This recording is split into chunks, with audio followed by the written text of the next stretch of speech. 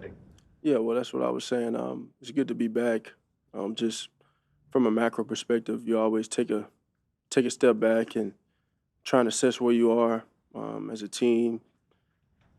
Everybody does that from their role, obviously. Mine being from the quarterback position, assessing where we are as a team and assessing where we are as an offense and assessing where I am in my play and how I can be better, and then how we can all improve in all those aspects. And then you trust the coaches to come forth with a plan to allow us to continue to excel and grow and kind of come back, and you galvanize all those things together so we can try and go out there and continue to build. So the process, um, you kind of self-subscribe the rest, but the work is always mandated.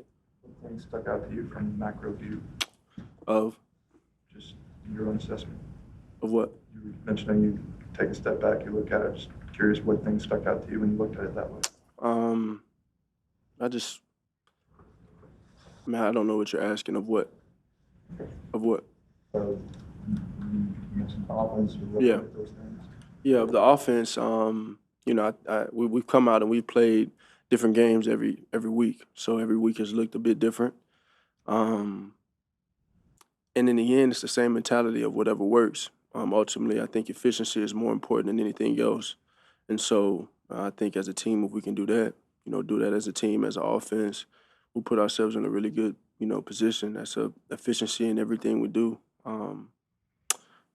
Execution, the fundamentals of things we do.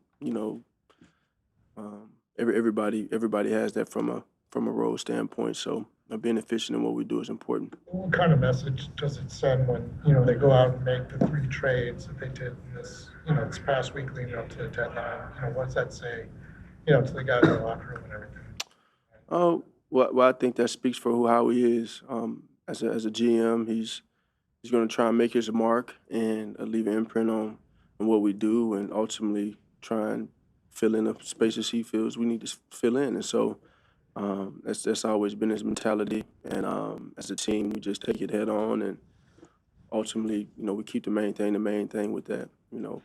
Everybody who's come in, Jair and Mike and Jalen, they all are great people, and they're eager, they're excited to be a part of what we're doing. And so we just, we're all in it together now. And I think that's the unique thing about having this bye week in the middle of the year. It's kind of it's just right in the middle. It's right at the midpoint of what we're doing. So it's an opportunity to reset and learn from the things that we've done. And then as we've added new pieces and kind of continue to grow in a particular direction, we can grow and see where it takes us.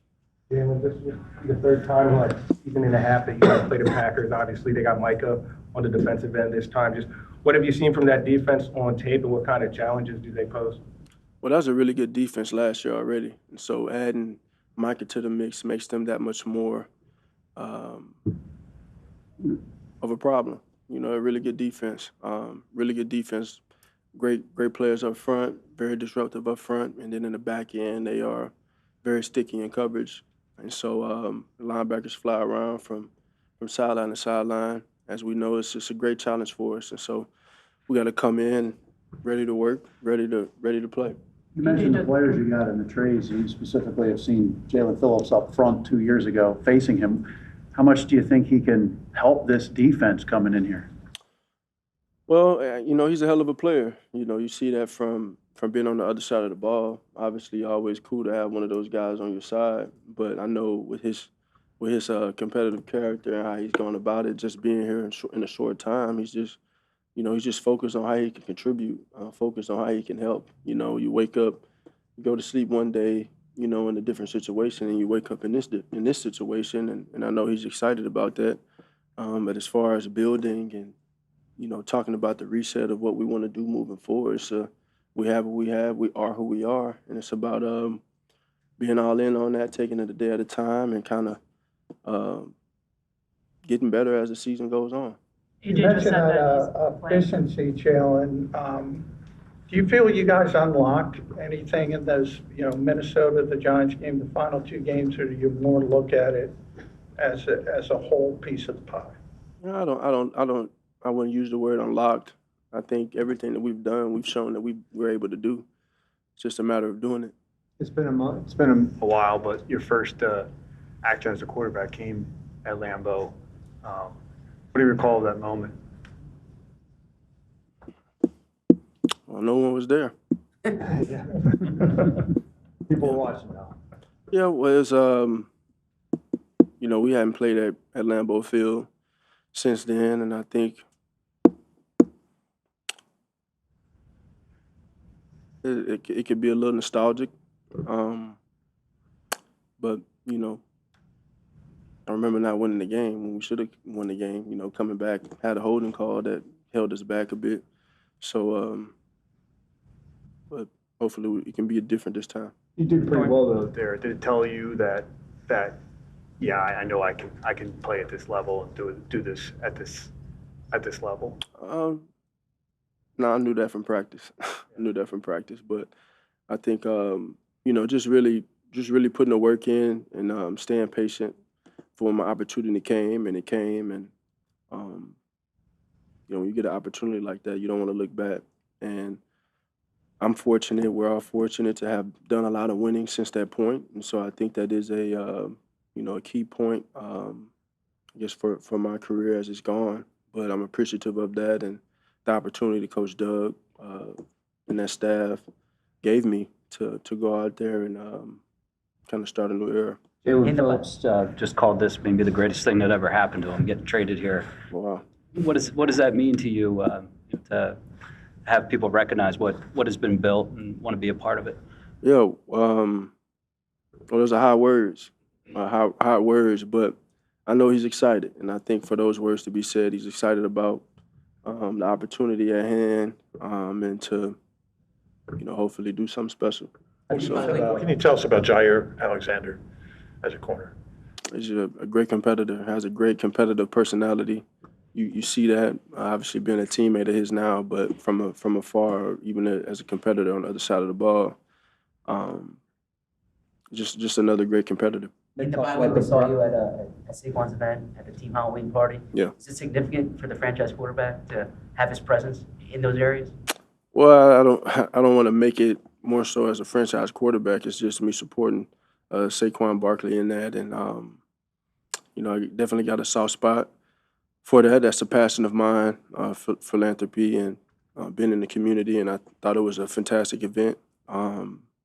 His Hurdles for Hope is the name of his foundation, and what he did, and the messaging, the impact, all the people he brought together in the community. I applaud it. It was a beautiful event, and it was for a great cause, and I was happy that I can be a part of it. You said in the locker room that he's playing on Monday. What was it like getting him back in practice today, and what would it mean to the offense to get him back in the mix? Yeah, it was definitely good to see him back healthy. That's something that we were all thinking about, and just giving him time to get healthy again. And so we're excited for the next opportunity we have. Why in your mind has this team been successful? It's been since you've been here, since Nick's been here, successful after the bye, haven't lost regular season game after the bye. What is the process that leads to that? Yeah, that's one thing that you don't think about as a competitor.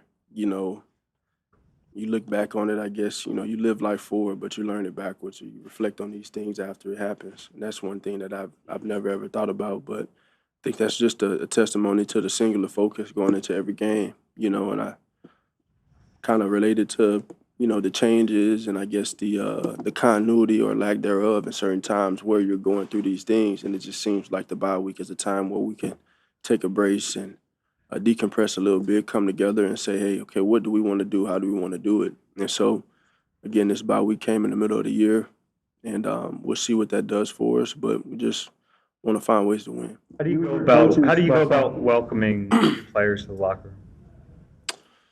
Lead by example. It's the first thing. Obviously, you show them that your presence is there, and you show them how you work. I think that's the most important thing for a locker room in general, is to live it. A lot of things can be said, but what you do speaks so loud, I can't hear what you say. And so I think as a team, just going out there and living it and displaying the type of culture that you know want others to see and want to be reciprocated. Thanks, John.